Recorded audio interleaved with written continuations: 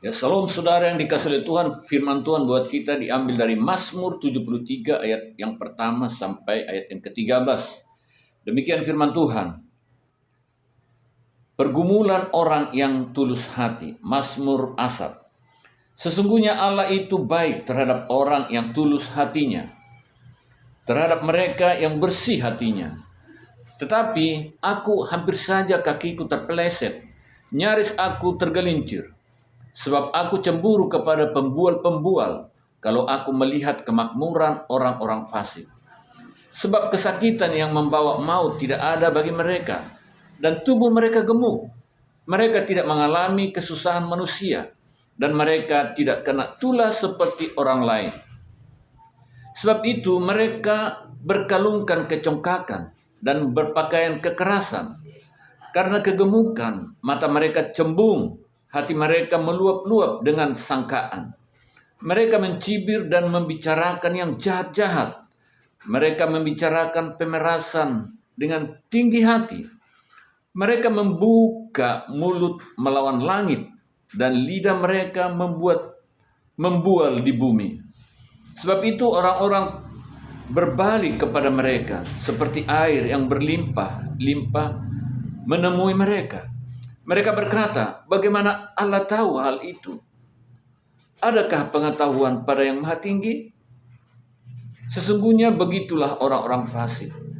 Mereka hidup tanpa beban selamanya dan menumpuk harta kekayaan. Ayat yang ke-13. Sia-sia sama sekali aku mempertahankan hati yang bersih dan membasuh tanganku tanda tak bersalah. Nah, kita fokus ke ayat yang ke-13.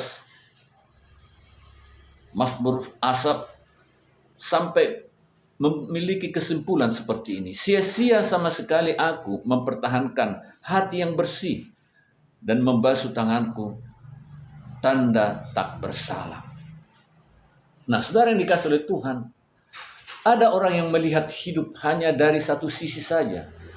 Hal ini sangat berbahaya dan merugikan. Kita bisa salah mengambil kesimpulan. Kesimpulan yang salah membuat jalan yang kita ambil juga akan salah. Dan pada akhirnya kita juga yang mengalami kerugian. Kerugian akan membuahkan kesengsaraan dan ujungnya kebinasaan. Belajar dari Asaf. Ayat bacaan yang barusan kita baca merupakan kesimpulan yang diambil oleh Asaf. Semula Asaf adalah orang yang bersemangat di dalam hidupnya. Ia sangat bergairah menjalani hidupnya. Ia hidup sesuai dengan petunjuk firman Tuhan. Tetapi ketika ia melihat ke kiri dan ke kanan, hatinya mulai bimbang. Timbul keraguan dalam pikirannya. Ia melihat perbedaan yang mencolok antara hidupnya yang lurus dan jujur dengan orang-orang yang ada di sekitarnya. Asaf selalu menjaga hati dan sikapnya dengan kekudusan sesuai dengan firman yang dipahaminya. Tetapi kenyataan hidup yang dilihatnya sangat berbeda. Apa yang dilihat oleh Asaf? Orang-orang yang hidup di sekitarnya adalah mereka yang tidak percaya kepada Tuhan. Mereka hidup menurut sekehendak hati mereka. Hidup semau gue, seperti kata orang Jakarta. Tetapi anehnya hidup mereka beruntung dan makmur. Kekayaan mereka terus bertambah. Dan bahkan mereka hidup sehat dan bahagia kelihatannya. Beda dengan hidupnya yang serba prihatin.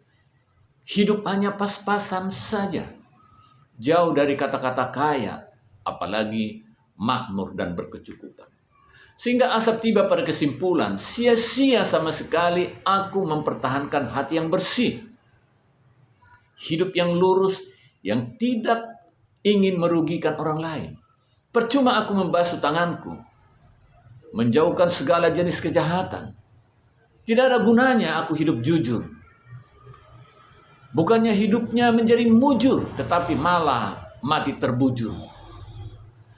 Sangat berbahaya jika kita memandang hidup ini hanya dari satu sisi. Untungnya Asaf datang menghampiri Tuhan. Asap belum mengambil keputusan yang salah. Tuhan memperlihatkan kepadanya akhir kehidupan orang-orang itu. Mereka hancur dalam kebinasaan kekal. Ngeri sekali, saudaraku. Asap bergidik, berdiri bulu romanya melihat akhir perjalanan hidup orang-orang itu. Mereka yang berbuat, berusaha, bergaul, menjalani hidup ini menurut cara-cara dunia. Akhirnya Asap mengakui kekeliruannya. Bagaimana dengan hidup saya dan saudara? Apapun yang Anda alami, pelajari dengan seksama dan gumuli di dalam Tuhan. Jangan terburu-buru mengambil kesimpulan.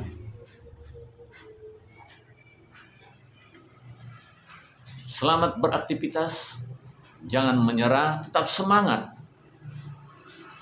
Haleluya, Tuhan Yesus memberkati.